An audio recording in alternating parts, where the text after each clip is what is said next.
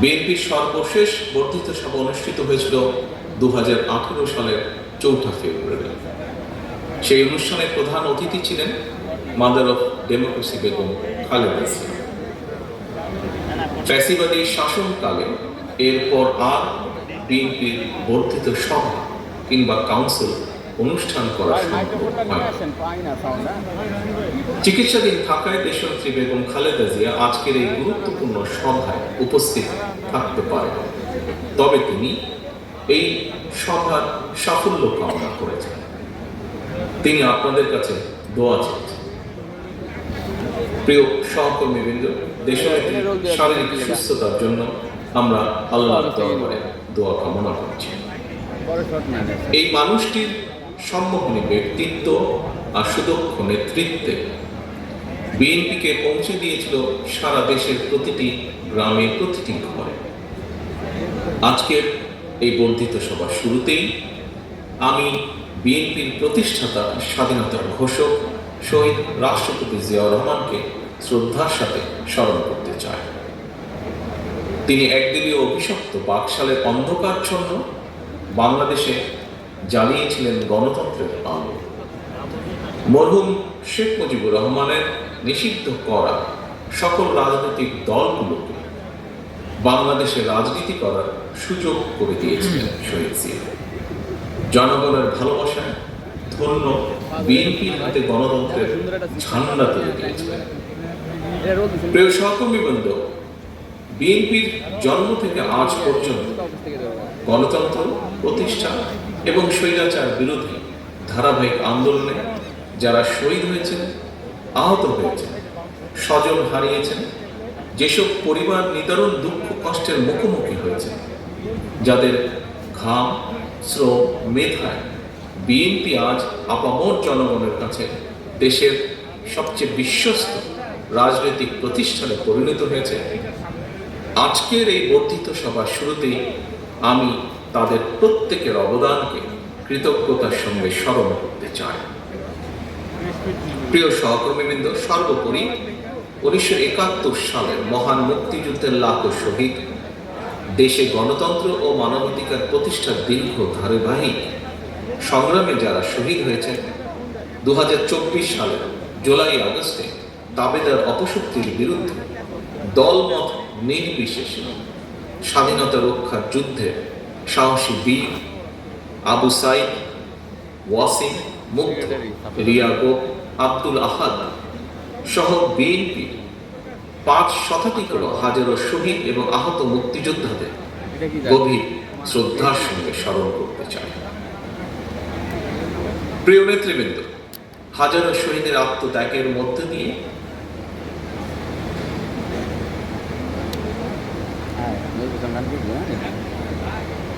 গণহত্যাকারী fascist Hasina দেশ ছেড়ে পালানোর পর দেশে গণতান্ত্রিকামী মানুষের সামনে বাংলাদেশকে পুনর্গঠনের এক অপার সম্ভাবনার দ্বার উন্মুক্ত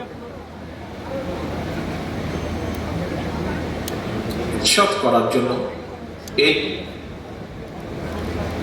এই মধ্যে যন্ত্র শুরু হয়েছে। সুকৌশলে রক্ত পিচ্ছিল রাজপথে গড়ে ওঠা জাতীয় ঐক্য এবং জাতীয় নির্বাচনের পরিবেশ বিনষ্টের অপচেষ্টা চলছে। জাতীয় ঐক্য এবং জাতীয় নির্বাচনের পরিবেশ বিনষ্টের চক্রান্তের বিরুদ্ধে আমি আজ দেশের কৃষক, শ্রমিক জনতা, আলেম ওলেমা, পীর মাশায়েখ তথা সকল শ্রেণী পেশার মানুষকে, আপনারা আজ এখানে যারা উপস্থিত হয়েছেন, আপনাদের প্রত্যেকের মাধ্যমে তাদেরকে সতর্ক থাকার আহ্বান এবং অনুরোধ জানায়। যারা বাংলাদেশকে তাবেদার রাষ্ট্র বানিয়ে রাখতে চেয়েছিল, তাদের ষড়যন্ত্র কিন্তু এখনো থেমে নেই। সংস্কার কিংবা স্থানীয় নির্বাচন এসব ইস্যু নিয়ে জনগণের সামনে এক ধরনের ধূম্র জাল সৃষ্টি করা হচ্ছে। রাষ্ট্র এবং রাজনীতিতে সংস্কার একটি ধারাবাহিক প্রক্রিয়া। বিএনপির কাছে সংস্কারের ধারণা নতুন কিছু নয়। সরকারে কিংবা বিরোধী দলে বিএনপি যখন যে অবস্থানেই দায়িত্ব পালন করেছে, জনগণের আকাঙ্ক্ষাকে ধারণ করে সময়ের পরিপ্রেক্ষিতে সব সময় রাষ্ট্র, সরকার ও রাজনীতিতে প্রয়োজনীয় সংস্কার করেছে বিএনপি এবং করার চেষ্টা অব্যাহত রেখেছে। 1975 সালের 7ই নভেম্বরের পরে দেশে বহুদলীয় গণতন্ত্র প্রতিষ্ঠা, সংবিধানে ৫ম সংশোধনের মাধ্যমে মুক্তিযুদ্ধের আকাঙ্ক্ষার প্রতিফলন, 1991 সালে দেশে সংসদীয় সরকার প্রতিষ্ঠা, এই সবই ছিল রাষ্ট্র রাজনীতির ময়দানে যুগান্তকারী সংস্কার। এছাড়াও বিভিন্ন মেয়াদে রাষ্ট্র পরিচালনার দায়িত্বে থাকাকালে বিএনপি সরকার স্কুল কলেজে বিনা বেতনে মেয়েদের শিক্ষার সুযোগ সৃষ্টি, রাষ্ট্র ও সমাজে মুক্তিযোদ্ধাদের যথাযথ মূল্যায়ন নিশ্চিত করতে মুক্তিযুদ্ধ মন্ত্রণালয় প্রতিষ্ঠা, বিশ্বের তথ্য প্রযুক্তির সঙ্গে তাল মিলিয়ে বাংলাদেশকে প্রস্তুত রাখতে বিজ্ঞান এবং তথ্য প্রযুক্তি বিষয়ক মন্ত্রণালয় প্রতিষ্ঠা, প্রবাসী বাংলাদেশিদের কল্যাণ নিশ্চিত করতে প্রবাসী কল্যাণ ও বৈদেশিক কর্মসংস্থান মন্ত্রণালয় প্রতিষ্ঠা, সবগুলোই ছিল রাষ্ট্র ও সরকারের কয়েকটি গুরুত্বপূর্ণ সংস্কার। প্রিয় সহকর্মীবৃন্দ, এই ধরনের আরো বহু সংস্কারের উদাহরণ আমরা উপস্থাপন করতে পারব। তবে ষড়যন্ত্রের পথ ধরে পলাতক গণহত্যাকারী স্বৈরাচার রাষ্ট্র ক্ষমতা দখলের পর সংস্কারের সকল পথ বন্ধ করে দেয়।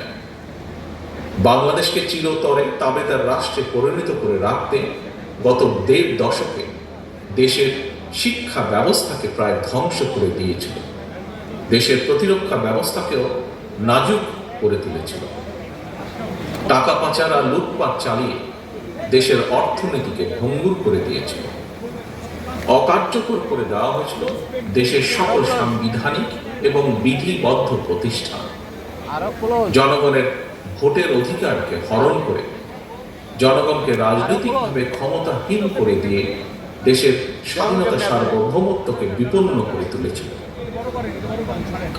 এমন পরিস্থিতিতে রাষ্ট্র, সরকার এবং রাজনীতির গুণগত পরিবর্তনের লক্ষ্যে mother of democracy Begum Khaleda Zia 2017 সালে ভিশন 2030 দিয়েছিলেন। এরই ধারাবাহিকতায় 2022 সালে বিএনপি 27 দফা কর্মসূচি ঘোষণা করে।